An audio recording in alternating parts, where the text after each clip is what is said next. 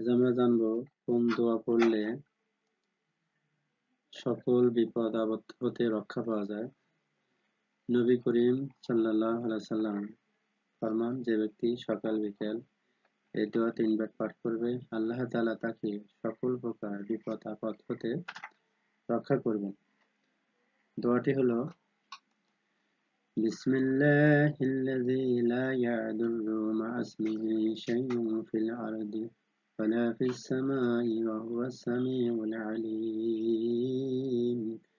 বিসমিল্লাহিল্লাযী লা ইয়াদুররু মা ইসমিহি শাইউন ফিল আরদি ওয়ালা ফিস সামাই ওয়া হুয়াস সামিউল আলীম।